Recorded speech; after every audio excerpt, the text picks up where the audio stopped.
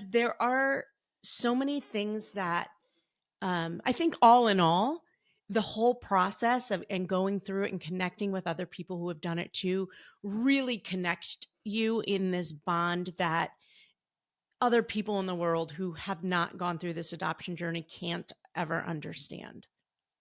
Would you Absolutely. agree?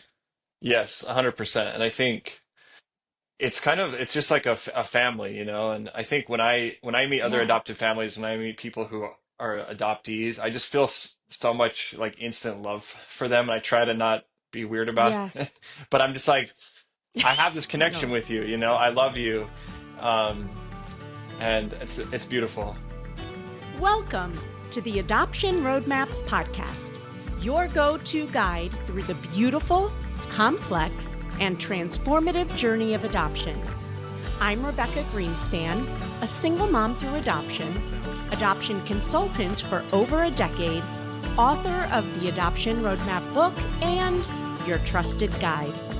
In each episode, we dive into real experiences, expert insights, and the raw, honest truths that you will need to navigate your journey.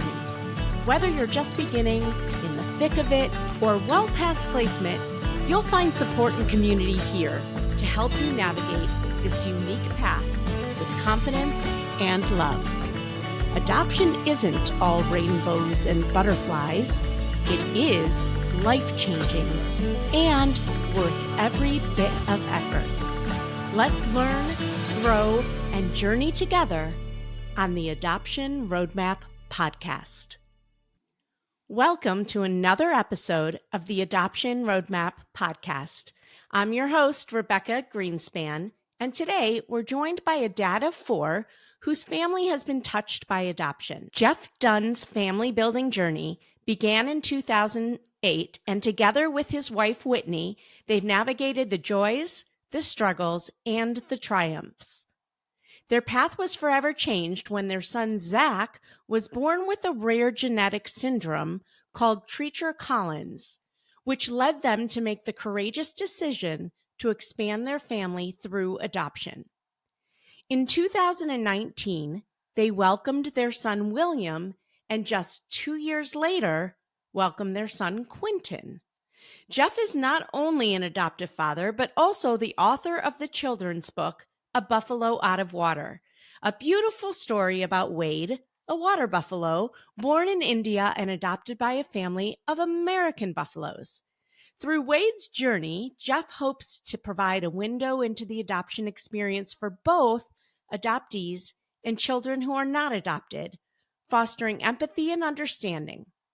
Jeff is a self-described book nerd, peanut butter enthusiast, and passionate storyteller. He's spent over 15 years in advertising, helping brands like Geico and Ancestry.com find their voice. But beyond his professional accomplishments, he's a mentor, a collaborator, and most importantly, a dad of 4 who brings enthusiasm and fun into everything he does. Let's listen in as Jeff shares his story and drops some knowledge bombs on us. Welcome, Jeff, to the Adoption Roadmap Podcast. How was that? That was Did the I best get intro I've everything ever in? received. Fantastic. So we're just going to start with our questions and conversation by having you walk us through the initial conversations you had with your wife about adoption. And just curious what the key factors were that led you both to pursue the path of adoption. Yeah, definitely. I'm happy to. I think my wife was kind of the had more inspiration. I think about this is something that she felt like we needed to do, and that she felt like there were more kids in our family, and that were out there waiting for us, and wanted to, needed to be part of our family. So she was really gung ho about it. I was a little bit like, okay, like sounds good, like let's try this out. But my wife was definitely the driving force in the beginning. I think that's pretty common. What were your hesitancies about? Yeah, that's a good question. I just think I had never really considered it. I mean, I loved having kids and I loved being a dad, but I just had never really thought about going down the adoption route. So I just kind of had to, I think, wrap my mind around it a little bit. and just kind of be just open to the idea. And I want to always be supportive of my wife, and I feel like she's smarter than me, you know, and wiser. So I just always try to follow her lead, and but I think it just took me some time to like, okay, this is what we're doing. Like, what is it all going to entail? It was kind of that sort of thing. So yeah. And I promise this is not a podcast about becoming the best husband to your wife or having a good marriage, but sounds like you're a very smart man um, in how you describe your wife. And I was wondering if it was more about the adoption part or adding a fourth child to your family, Yeah, probably of or was both. it a I third think child at that it time? was a third child. Yeah, I think even when It we was a started third having child. kids, I was like kind of, wait a minute, like we're gonna do this now? And she was like, yeah, like this is the time we got to do it. And so I was like, okay, I guess so. Um, yeah, I think she just kind of had more of a sense of like the timing of when children are supposed to come into our family, and I'm just along for the ride, but it's a great ride. So Well, good. I'm glad it was a great ride. And you also bring up a good point that y- y- I'm glad that you took the approach of just going along for the ride. And also there was a lot of naivete right there because there was so sure. much you didn't even know you didn't know. But if your wife wanted to do it, why not? So initially, and we'll talk about some of the things that you learned along the way, because I'm sure you've learned a lot now. But initially, you had two children already, Madison and Zach. How did you approach talking to them about adoption and the new roles they'd have as siblings? Yeah, I think my experience was that it was harder for like adults to process our decision. Like I think the Mm, kids were just kind of like, great, we get another brother. And we're like, well, there's like this, it's adopt, it's like we're trying to explain like, that's fine, whatever, who cares? Hey, we're just excited that we're having another, we get to have another sibling. So they were, I think, just being kids are just more just open to things, I think, and more flexible. yeah. And so yeah, it was actually really, it was kind of pleasantly surprised. It didn't really require a lot of um, as much like explanation, I guess, as I thought there would need to be. They were just excited to have another sibling. Well, I'm curious. First of all, at what point in your process did you approach this with your kids, knowing that it may or may not happen, or you might get matched and then it might fall through? Like, at what point did you tell your children, and how did you explain adoption to them? Yeah, I think we told them in both cases once we had been matched, Okay. and we let them know that there was a chance that the baby would be placed or not placed, and that that was up to the birth mom, and we were like totally respectful of that decision. Um, But I think we just tried to describe it in kid-friendly terms that, there's going to be a baby that grows in another mommy's tummy, but then that baby is going to come live in our family. Yeah. So, um, and they got it. They understood. They didn't. So, but yeah, I think they Really? also They could just kind said they didn't have questions? of. Like, huh? Yeah, they did. I mean, I guess I don't really remember. I don't Okay. remember them having questions or concerns about adoption versus like if we had had a child naturally or biologically. Um, I think Hmm. they were just kind of like, okay, that sounds good. So, Kind of yeah. like you. Yeah, exactly. The Exactly. Like, apple well, doesn't okay, fall so far. sure. Cool. And so I'm curious, when you told them after you were matched, was it a successful placement? Yeah, so the first match that we had was not successful.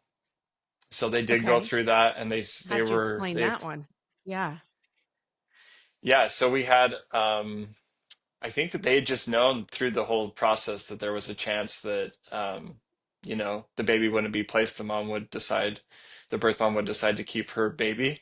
And yeah, so I think they just kind of saw us kind of processing all those emotions of like, we're happy that the Yeah. birth mom made that choice. We're also disappointed because we were looking forward to welcoming a new child into our home. So I think they could kind of see us struggling with all of that. And I think they were sad, but they Yeah. were a little more, they kind of bounced back quicker from it than we did. Yeah. Yeah, that's awesome. As kids do, right? Um, Yes. they are more resilient than we think.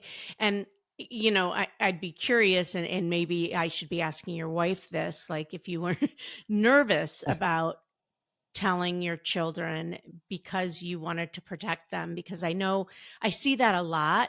Like, yes, we're going through it, but our child's going through it and we are trying to protect him and or them. Yeah. I mean, that is probably a better question for my wife, but I think, I don't really remember that. I don't think there was as much, like angst about telling them. I think they were, I mean, we're obviously Hmm. sad and it was hard news to break to them and they were sad. Yeah. But I don't think they were processing it in quite the same way as we did as adults. Sure.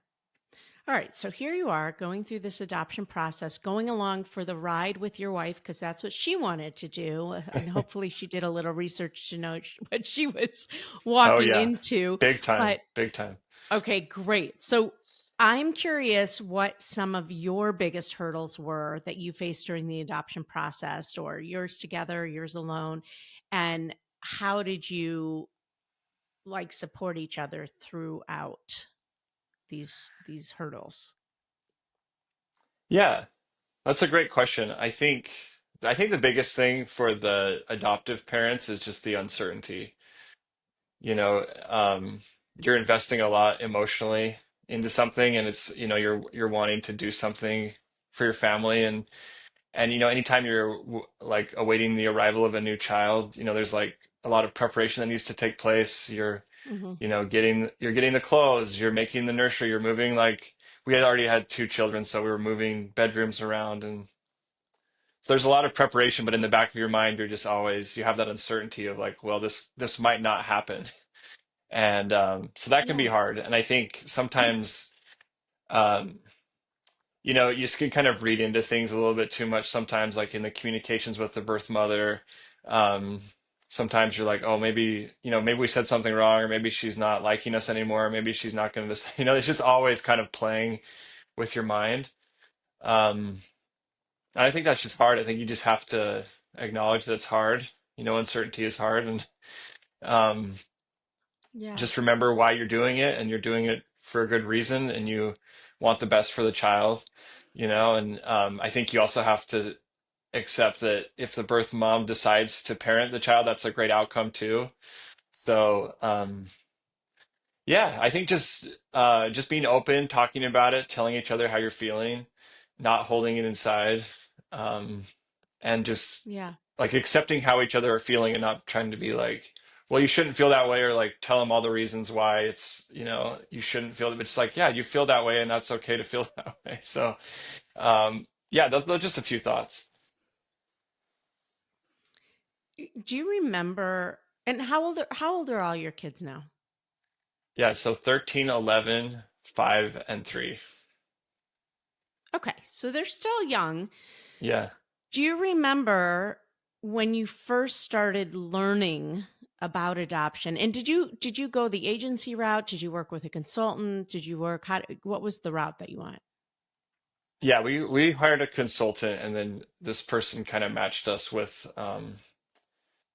I think it was an agency. I can't remember all the terminology, but the first one they matched us with a place in Kansas that yeah, helped us. So it was Okay. both were domestic adoptions. Okay, so you worked with a consultant, and that's what I am as well. And for those of you who don't know, a consultant kind of is there to support, is really the one person in the whole adoption journey that is there to support and advocate for the adoptive parent, to hold the parent's hand, the hopeful parent's hand, and hopefully doing a lot of education along the way. At least that's what we do, Yeah. and guiding them to the right places to match with, helping you vet situations, and a lot more. But in hopes that you did get some of that education, was there anything that when you first started the adoption process you were surprised about or hesitant about. Maybe it was around substance exposure. Maybe it was around openness and like being a little nervous about that. Like, what were your fears and what were some of those things that you were like, oh, this is adoption? Yeah. No, I think it's I would say the kind of the we had a really good consultant as well, which was really helpful. So I would definitely we had a great experience Great. working with consultants both times. It was the same person. Um, but I think just the different laws within different states and how some states make it easier to adopt than others. I think that was super helpful, and that was something that I'd never really thought about or knew about. So that was really educational. Um, I think I think the openness is a little bit hard to wrap your mind around at first because you kind of have this mental framework of like I'm the dad, you're the mom, you're the kids, and then we have like aunts and uncles and we have that kind of thing. But there's not like two people that are the father figure. There's not two people that are, at least I wasn't, I didn't grow up in a situation like that. So that definitely took me some time to kind of wrap my mind around. And I think it's perfectly okay to feel that Yeah. way. Um, but I also think just to be open to open adoption because there are so many great benefits for the child and for and for both sets of parents, I feel like. Mm-hmm. So I would just say it's okay to feel that way, but then just try to stay open because it really is a beautiful thing to have that openness. Yeah, for sure.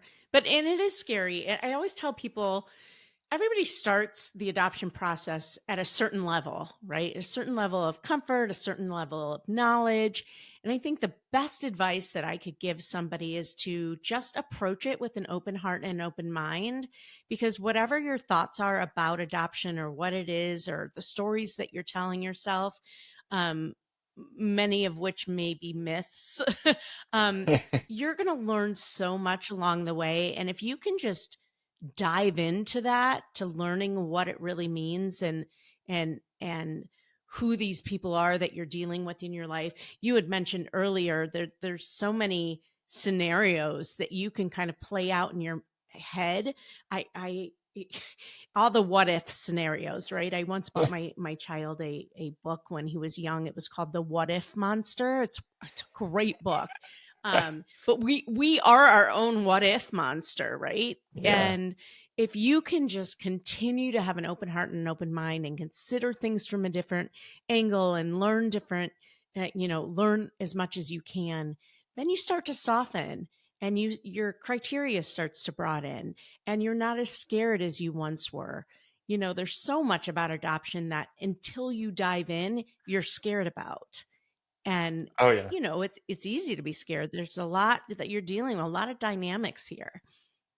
Absolutely, yeah. And I think, I mean, just to build off of what you're saying, every adoption is different. So you can talk to somebody Yeah. and they'll tell you something, and you kind of have that in your mind, like, okay, this is the this is the only reality. But then you talk to somebody else, so there's a whole spectrum of experiences. So I would agree Yeah. 100%. Yeah, it's kind of cool. Like after our families adopt, we have them come together at different points throughout the year. We have the new parents coming together and sharing their stories, and it's really cool to watch them listening to each other and connecting with certain parts of somebody's story and being amazed by other parts of their story, like, and maybe relieved on another part of somebody's story, because there are so many things that I think all in all, the whole process of and going through it and connecting with other people who have done it too really connect you in this bond that other people in the world who have not gone through this adoption journey can't ever understand. Would you Absolutely. agree? Yes, 100%. And I think it's just like a family, you know. And I think when I meet other Yeah. adopted families, when I meet people who are adoptees, I just feel so much like instant love for them, and I try to not be weird about Yes. it. But I'm just like, I have this connection No, with you, you know. I love you, um, and it's beautiful. I love that. I mean, I may have been that person, or I might still be that person that at a playground, when I see like a transracial family, I automatically think they're an adoptive family. And occasionally I have asked at times. But I'm like, I kind of want to know if your family is like my family. I mean, it's just this genuine Yeah. curiosity and wanting to connect and bond with somebody. But Yeah, I think speaking if of, oh yeah, yeah, I just think go ahead. if you're genuinely curious about someone else's family and you're coming from a place of from a good place, people can feel that. I don't think I Yeah. mean, at least in my experience, I don't I'm happy to share about my family, so anyway. Hence why you're on this podcast, right? Well, speaking of unique bonds, um, tell us about the unique bonds you've built with each of your children and how their personalities have shaped your family dynamics. Like, how have your biological children navigated their adopted siblings, vice versa? Do they all have very different personalities? Tell us about those different bonds and dynamics in your family. Yeah, I mean, I always tell people, I always say like we're different, but we're very normal at the same time. Like we have different color skin and we have maybe different biology. Some of us we don't all share the same DNA, but at the same time, like as a family, the dynamic is just exactly what you would expect. Like there's fighting, there's um, you know, squabbles and teasing and oh, sorry. I'm sorry. One second. Oh, let's see your dog. Your dog's She's having an she's crazy. One appearance. second. Come here. She's a guard dog. She's a little dog, but let's she's let's has the see heart her. of a Let's warrior. have a guest appearance. Okay. She sees people What outside and kind of she pup just is loses her she? mind. Oh, she looks like a little doodle, is she? Yeah, she's a golden doodle. So she's feisty That's though. what I She's have. I have a feisty. big version. Oh my Oh, you goodness. do? Well, the smaller they are, the feister they are. Yeah, I have a Yeah. big golden doodle. All right. Once I'm just gonna put her somewhere where she can't make that Okay. noise. All right. Speaking about unique bonds, tell us a little bit about your family dynamics and how, I mean, you have biological children and children that came to your family through adoption. And then you also have special needs thrown in there. So, how do all these dynamics play with each other? And was it always really smooth? I mean, tell me about that. Yeah, no, thanks. I mean, I think, yeah, I always tell people that there's things about our family that are different, but there's also things about our family that are just so normal. So yeah, we have adopted children. We have a special needs son.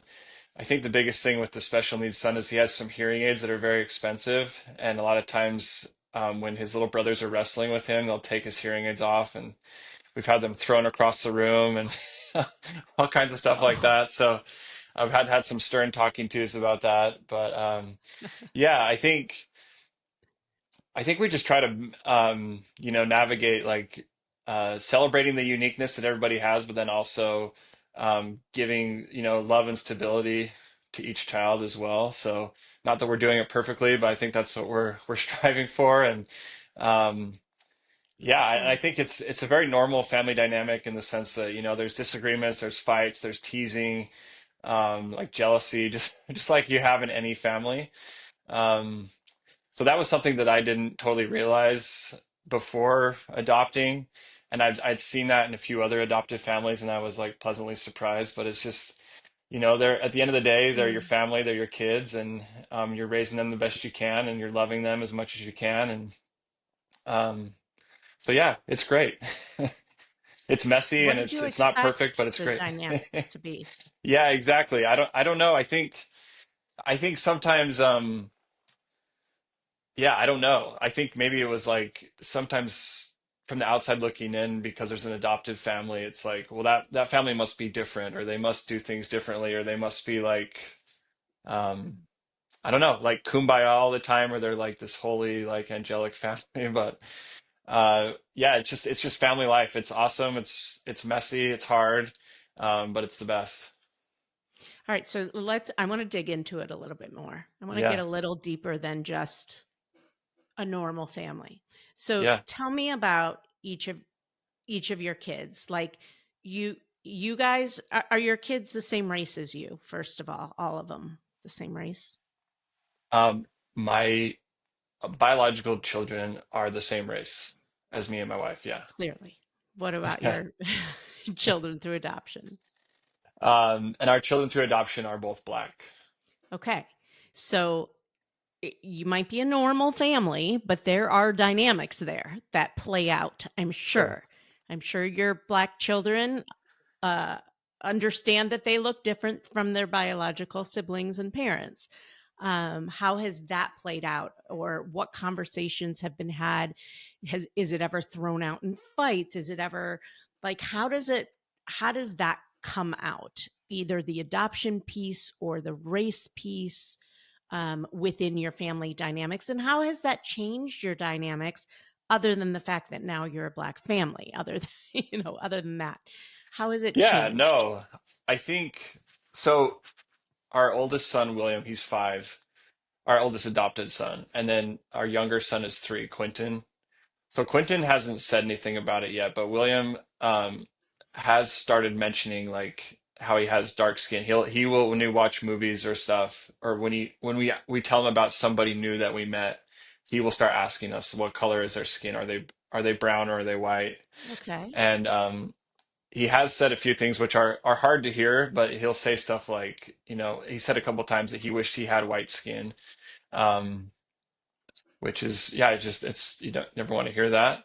Um, but we try to talk to him and understand why he would say that. And I don't think we got a great answer, but I Mhm. think probably just because he sees, the other members of his family, his adoptive parents, who he just calls his parents, but they all Right. have white skin, and I think that will continue to be something that he has to navigate, and that's just a journey that we're on with him, and we want to support him as much as we can. And we want him to make sure that he knows that his skin is beautiful. That's why whenever would say something like that, we try to obviously like reinforce that, yeah, like your skin is beautiful, brown skin is beautiful, white skin, like all skins are beautiful, all skin colors. So yeah, just trying to support him and make sure that he um, feels proud of who he is. Yeah. Are you so they're obviously still young, right? Yeah. I- and this isn't a whole podcast about transracial, but it's part of the dynamic, right? Are you and your wife prepared to go on that journey with them, with your family? I don't want to just single him out or either of your children out because they're black and Yeah. you're white. This is your family. You are now a black family in the eyes of black families. Typically Yeah. when there's biracial, whatever, you're considered a black family. Are you, at least from my experience and what I've heard and what I've learned, are you prepared? And if so, if not, how are you preparing to walk this journey with them? No, it's a great question. And I think it's something, I think we feel a lot of responsibility, that Yeah, because that we've brought these two amazing boys into our family, like this, we are 100% committed. It doesn't mean that I yeah, think to me, it's like, it's just having that constant openness and always understanding there's more to learn and that we don't understand everything that he will experience or that he will feel. Um, but just trying mhm, to, gathering all the information that we can from people who have gone through these kind of experiences so that we are prepared that way, right, but then also making space for him as an individual because, like we said, yeah, no adoption is the same, no wonderful, two people are the same, and everyone's going to process things differently. So be like, well, how is this feeling to you? And how can we support you? And I think I mean, you just have to have that mentality that, you know, we're here for you. We love you. We support you. Like, we're open to your reality. If you need to, I think one thing that I've heard a lot that I want to try to do my best to be open to is like, you may have to say some hard things to us, and we want to be open to that as well. Like, you may have pain from mm, being adopted, and that's really hard for us to hear as your adopted parents, but we want to honor that and we don't want to just shut you down and tell you not to feel that way. And so, like, yeah, so I think it's something that we're just going to have to take a day at a time, but we understand that's coming and we are here for him and both of our adopted sons 100%. Oh, Jeff, it has come. It's not coming. It has come. Yeah, And I think that's really important, the making space, right? And it's not just making space knowing that, oh, they can talk to us about whatever they want. It's letting all of your children know that there is space for these hard conversations and these hard realities. And it's not, it's not something that just your adopted children will be, dealing with, but your other children as well, right? They're part of this unit. Um, how did you, or did you ask, have a conversation with your biological children, because they were a little bit older at that time, or at least old enough to understand what was going on, I think, right? Did you yeah, talk to them at all about race, and that you might be adopting a child that's a different race than them, and ask them how they felt about that? Or how did you approach that piece? And I'm asking because I think these conversations here are so important. These are things people wonder about, and it's not talked about in this type of minute detail. So yeah. I hope it's okay that I'm pushing a little bit, but I No, think these are the things people think about. Like, how do I tell? What do I say? When do I approach it? Before we go on, we're going to take a quick break, but don't go away. We still have so much to talk about. Hey there, Adoption Roadmap fam. Are you ready to take the next step on your journey to parenthood? If so, head over to our website and take our quiz. It's called, Are You Ready to Adopt? It's not just about testing your knowledge. It's about making sure you're emotionally and practically prepared for the beautiful, complex journey of adoption. Let's make your dream of parenthood a reality. Go to rgadoptionconsulting.com and take the Are You Ready to Adopt quiz today. That's rgadoptionconsulting.com. The quiz is free, and it will let you know where you are in the process and if you're ready to jump into your adoption journey. How did you, or did you ask, have a conversation with your biological children, because they were a little bit older at that time, or at least old enough to understand what was going on, I think, right? Did you yeah. talk to them at all about race, and that you might be adopting a child that's a different race than them, and ask them how they felt about that? Or how did you approach that piece? And I'm asking because I think these conversations here are so important. These are things people wonder about, and it's not talked about in this type of minute detail. So Yeah. I hope it's okay that I'm pushing a little bit, but I No. think these are the things people think about. Like, how do I tell? What do I say? When do I approach it? Yeah. I mean, I can just speak from my experience. So I don't, Sure, of but in course. my experience, our kids, it wasn't like a big deal. They were just kind of like, cool. Like that's awesome. Like we're excited. There was nothing, at least for our kids, they weren't like tripped up by it at all, or they didn't have like lots of questions or concerns. It was just kind of like another interesting, cool thing about their new brother that was coming to live in our family. So that's just, again, like I'm just speaking from my own experience. I can't speak for everybody, Yeah. but I would How say, did I you mean, at approach least it in, though? Did you just say, yeah, I think we said, this our new baby will have like brown skin. Like their parents have brown skin, so they're gonna have brown skin too. Brown skin is mhm, beautiful, and we're so lucky, to have this baby in our family, kind of stuff like that. Um, yeah. but our kids were just like, great, that sounds like that sounds awesome. They weren't, like I said, they weren't. I think like an adult would be like, whoa, like what are you doing? Like, have you thought about this? Have you thought about that? And hmm I think for kids they were just a lot more just accepting and just kind of like two thumbs up. Yeah. Yeah. And I think a lot of, I'm a white woman. I'm a single mom. I adopted a son who is Mexican. And nobody ever told me to do any research. I don't know. It didn't. I Sometimes I feel like when you go in somewhat ignorant, I don't know if that's the right word. Um, they say ignorant is bliss. And sometimes I believe that. I have certainly, I'm the type of person that I've certainly jumped in with, every part of my being to learn as much as I can, to do all the things, exposure, friends, mirrors, all of it. And I was open to that, right? Of course, but I didn't do it preemptively. And I Hmm. didn't really think about, okay, what are these types of conversations I'm going to need to have? What are the experiences my child might have that I'm not having? Um, and I don't think one way is better than the other, to kind of think through all of that beforehand. I think a lot of times when we're faced with these things, it really allows us to dig deeper, as long as you're the type of person that will do the work when you're faced with it, or as it's coming. I'm just rambling, but anything, any thoughts coming up for you?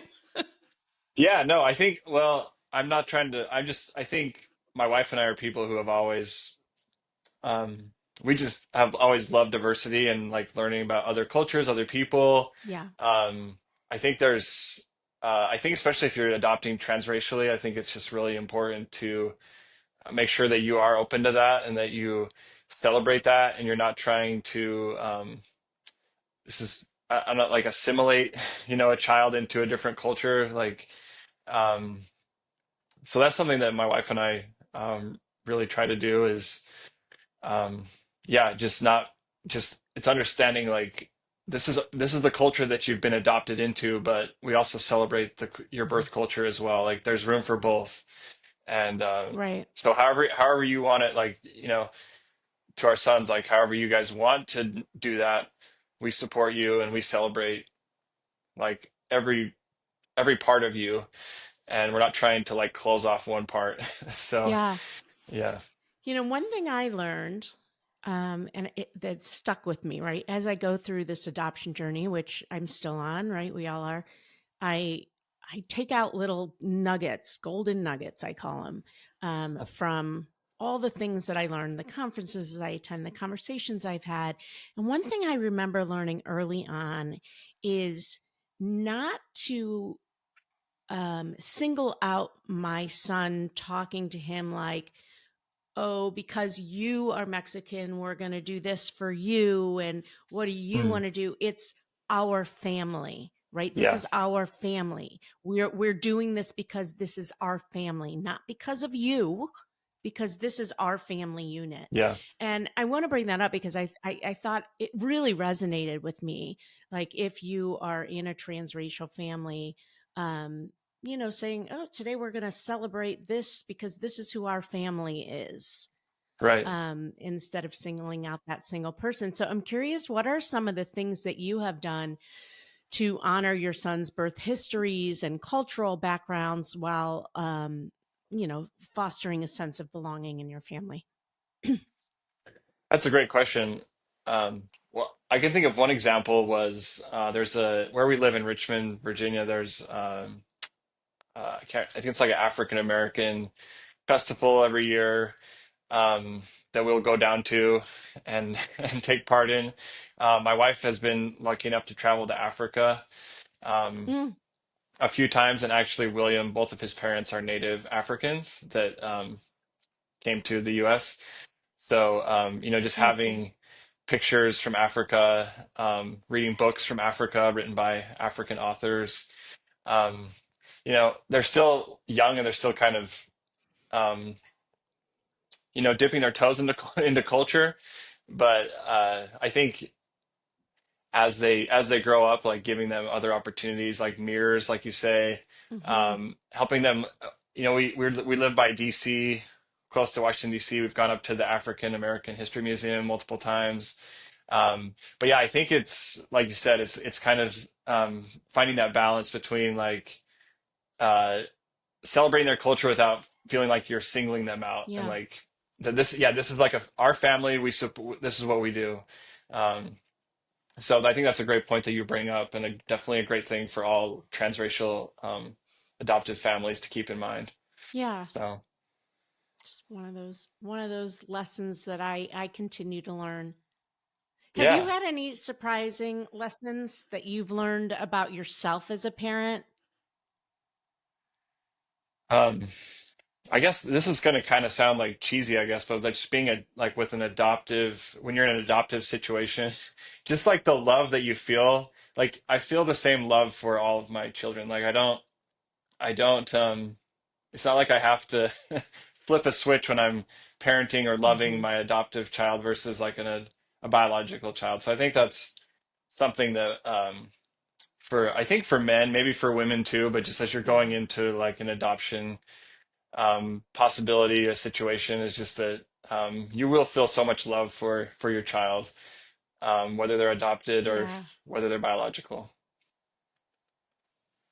for sure. I love that you said that. And I'm I'm guessing that might be something that you were worried about. But if not you, yeah, a lot of men, I think, especially men, have this worry of if it's not my own DNA, will I love this child as much?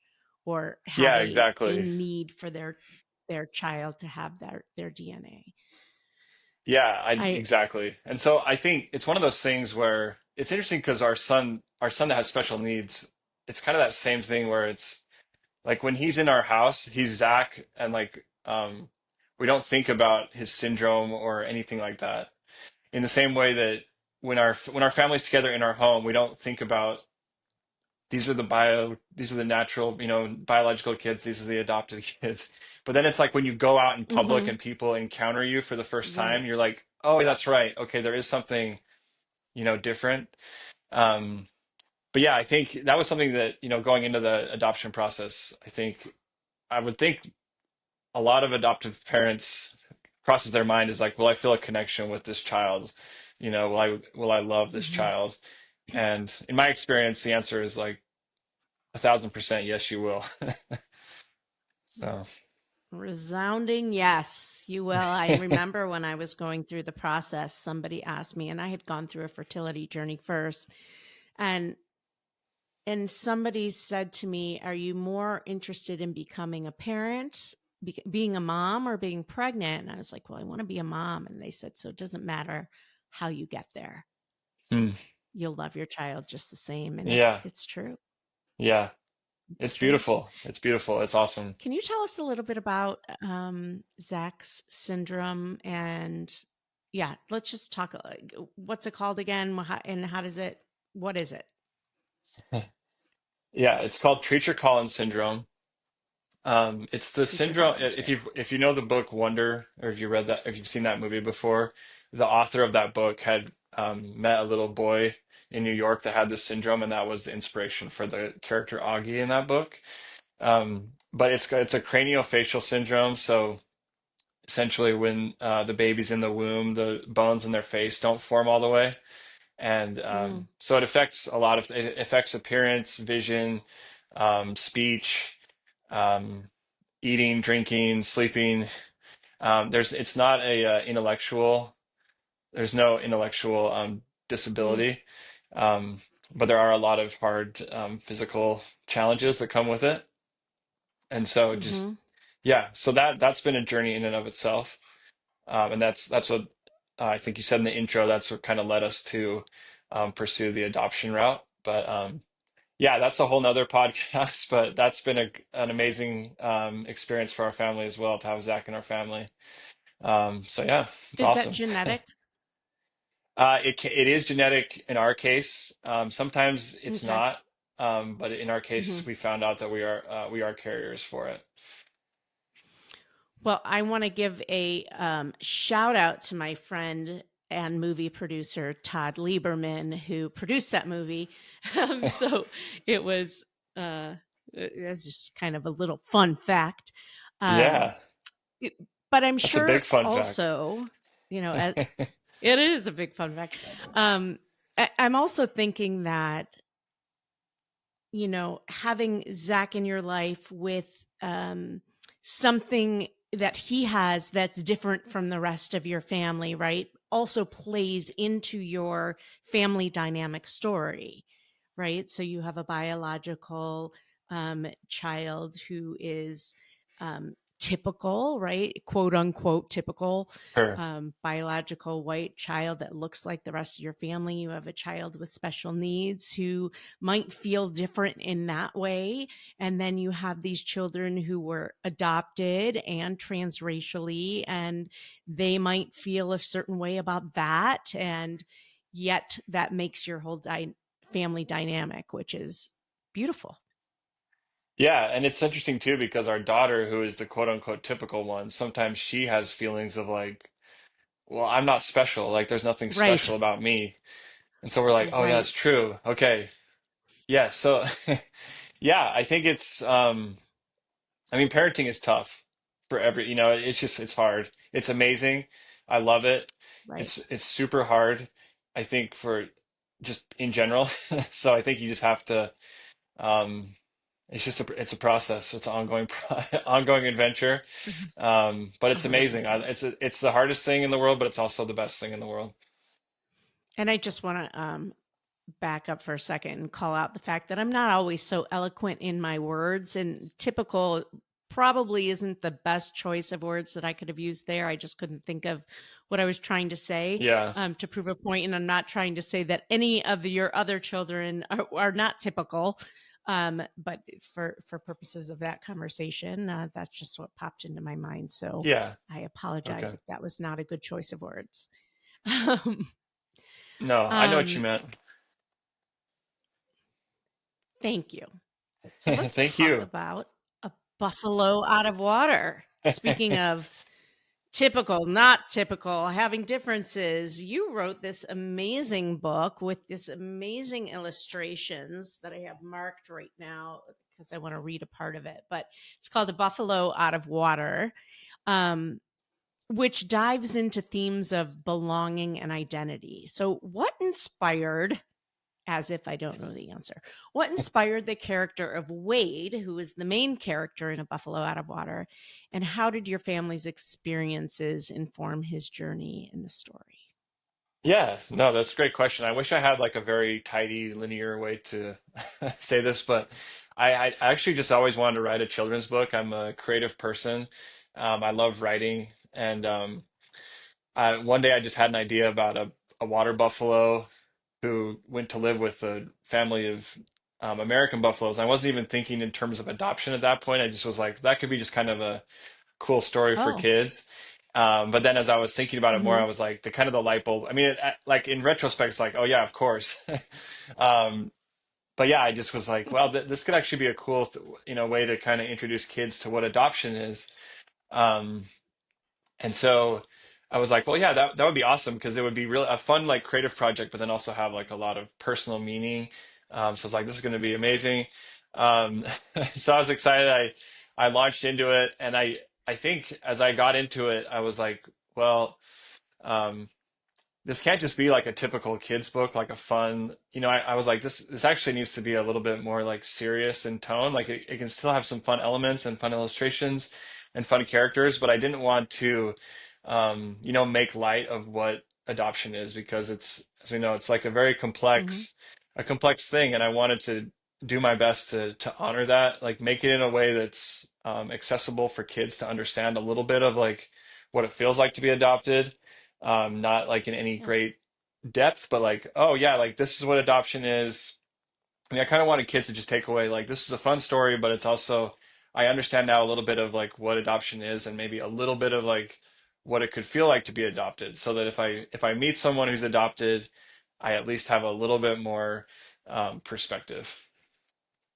Yeah. I love that. I can't believe that the thought of writing a children, this is your first children's book, right? Yeah. So that the theme came before even thinking about making it about adoption. That's interesting. I wouldn't have thought that, but I want to read a part of it because I think you hit on some really good themes in adoption in this book. Um, so I'm going to just read a little bit, if that's okay, Yeah, sure. of this beautiful book. And if you're watching on YouTube, you can see some of the illustrations I'm seeing. But said Wade loved his family, but being adopted wasn't easy. He looked different than his parents and siblings. He had black hair, they had brown fur. He had long horns, they had short horns. Once he brought a picture of his family to school. Ava was curious why he lived with American buffaloes and asked who his real family was. It made him feel that since he looked different than his family, he wasn't really related to them.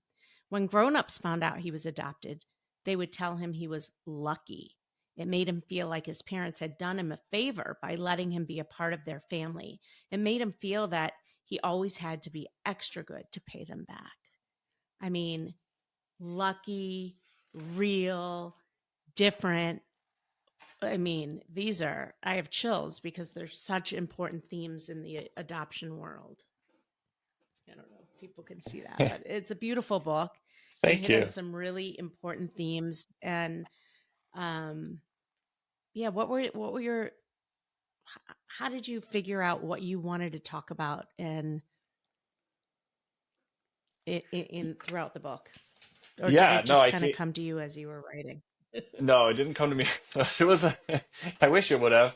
But no, I really did. I wanted to really like dig into it and think like hard about like what are some common things that adoptive kids feel, so you can do research online. Obviously, I also wanted to have conversations with adult adoptees, like what experiences did you have? Um, so try to do as much research as I could, and then also keep in mind Mhm. this is the audience here are kids. So how do we like which ones do we choose that would be like a kid could easily like, okay, I understand why that would feel a certain kind of way. Like it's not like we're asking kids Mhm. to dive like super deep into the psychology. It's more just how can we just in a really brief, accessible way help them understand a little bit of what this is all Make it about. relatable. Yeah. Yeah. Relatable is a great word. Did you read it to your kids? Did you read it to your kids before publishing it or before giving that final version to your your publisher? Yeah, I did. They were very instrumental in, especially from a visual standpoint. I had a lot of different character treatments from different illustrators, and then even when we picked the illustrator who is awesome, who has become like a great friend of mine, um, just like how do we make this appealing to a child, from a visual standpoint. So that was really fun to have them involved in it, and Hmm. um, yeah, especially William could see the parallels, and I think some of the ideas like sunk in, and he could see, the family pictures on the wall, and um, we're grateful. This is again my wife's idea because like I said, she's smarter and wiser than I am, and I mean Hmm. that sincerely. Um, but I'm really grateful that William has another sibling and Quentin has another sibling in our family that look like they do. So. But yeah, Yeah. I think William definitely connected with it, and I hope that, as he gets older, it will sink in even more and be a positive thing for him. So Well, I love it, and I want people to go out and if you're looking for a good children's book about adoption, please go out and get Buffalo Out of Water by Jeff Dunn. well, thank A you. Buffalo Out of And Water by Jeff Dunn. yeah, and I think if I could just add one thing is that I think sometimes people, when I tell them about this project, they'll say, "Well, I'm not adopted, or I don't know anyone who's adopted." But I think it's equally beneficial to someone who is not adopted because it gives, like I said, not that it's a full, Yeah. I'm not running the whole gamut of what adoption is, but I think it's good for kids to see different family situations and just gain empathy for, um, they can understand, oh, that's what if I see an adoptive family, like, that's cool. Like, I know what that is. That's not anything scary or weird. Um, so that would be my hope. Absolutely. Yeah.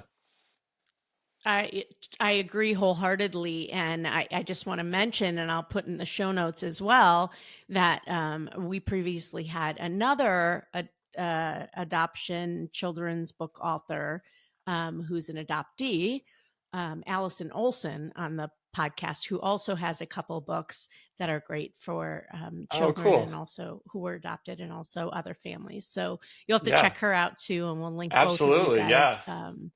in the show notes. Yeah. So Wade's story highlights the importance of belonging. What advice do you have for adoptive families trying to honor their children's adoption stories while making them feel fully included? I mean, that's such a good question. I think it's something that we're still we're still working on. And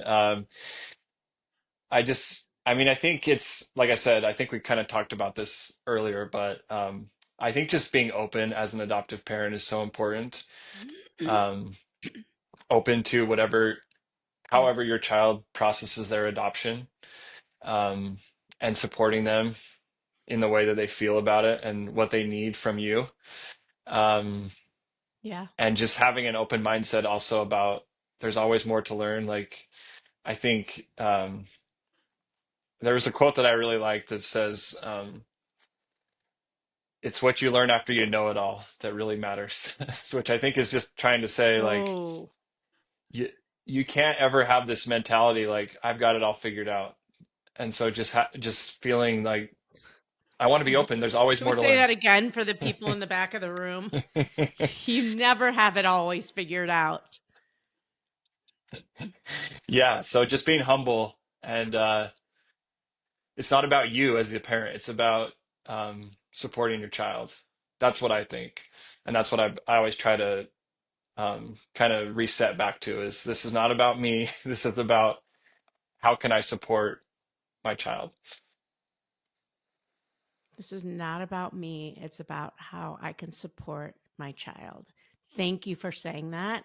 It's something that I always bring up to our families after they adopt and telling them that while your journey thus far may have been about you becoming a parent, especially if they're new parents, now the journey shifts and it's about Hmm. you becoming the best parent you can to your child who you brought in through adoption. So I think that's a really important golden nugget there. Do you have any other projects on the horizon that you're thinking about? Any other children's books? Yes, I do. It's a huge passion of mine, and Woo! so I've written this first book for my two youngest sons, but then I have some books in mind for Zach, and then one for my daughter Madison, and then we're just gonna keep rolling from there. But Ah, I really love it. Yeah, it's super fun. So, oh, I can't wait. You'll have to keep us updated so we can share oh, thanks. Yeah, I would it. love. Yeah, definitely, definitely. Is there an overall piece of advice that you would like to leave hopeful adoptive parents who are either thinking about adoption or on their journey right now with? Um, yeah, I think I've already kind of said it. But I think for hopeful adoptive parents, I would just say hang in there. I know it can be it can be a hard road. Um, So Yeah, I would just be gentle to yourself and um uh it can be tough. So hang in there. for sure. I'm going to end with a couple rapid, quick fire questions. First of which is name a person or organization who has impacted your life as it relates to adoption. Yeah, this might You want be to a little shout out them of the out. box. But I don't there's a TV show called Relative Race that's about reuniting families, adoptive families, that I've really enjoyed. It's adult adoptees that are reuniting with their birth families. It's very moving. It's moved us to tears many times, but it's a fun show. It's called Relative Race. Wow, what network is that on? It's on BYU TV, so it's I guess Brigham Young University television. It's free, so you can stream it for free, but I would highly recommend it. I think it's really fun. It's for hopeful adoptive parents or um, people that are already on the adoption journey. It's really I really enjoy it. We've really enjoyed watching it. Ah, I love that. Yeah, Okay, I've never heard of that. yeah. So as a sports fan, who is your favorite athlete of all time and why? Oh my gosh. Um, I'm gonna go with Barry Sanders. I really liked him because he was so talented and amazing what he could do on the football field, but he was also just the most humble superstar I've ever seen. Like he would score the touchdown, then just Mm. kind of run back to the sideline. So I always admired him, not, for his athletic ability, but then also for his humility. What's your favorite family activity on the weekends? Ooh. Um, that's a good question. There's so many. I'm a big family guy. Um, I like anything outside. So I like whether it's like paddleboarding on the water, um, swimming, hiking, playing sports, going for a walk. Just being outside with the kids is super fun. Um, so yeah. All right, I'm going to tap into your advertising career. What's one creative idea or slogan you're most proud of from your advertising career? Um, oh, well, one time we did a billboard for a car dealership, and their whole thing was about like they don't twist people's arms, like they're like a friendly car dealer. So we made this billboard that had kind of like a scoreboard on it. So there was like the LED, and it just had arms twisted on over the top of it, and the scoreboard was always at zero. So that was kind of the joke, is that it would never be updated. Uh, Um, but that was fun to work on. It was actually I had to do a lot of problem solving to figure out how to make that work with a very small budget, but that was fun to work on. Describe adoption in 3 words. Okay. I would say love, pain, and beauty. Remember, the adoption journey is one of belief, love, and transformation.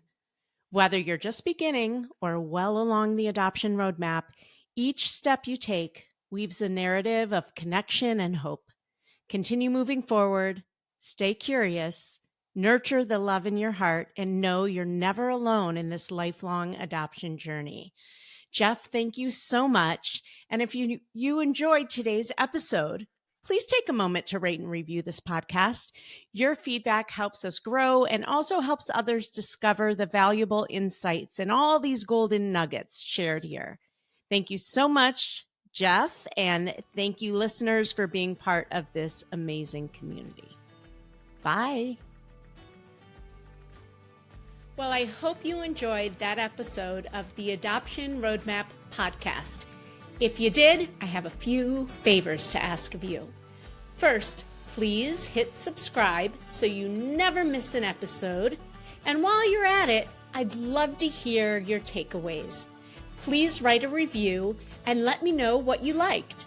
And if you have a question or a suggestion on what you'd like to hear, I'd love to hear that too. Please shoot me an email at support@rgadoptionconsulting.com and let me know what you'd like to hear about. And if you have a question, I may just answer it online. Thanks again for listening. Tune in every Wednesday and Friday morning for a brand new episode of the Adoption Roadmap podcast. Until next time, bye-bye.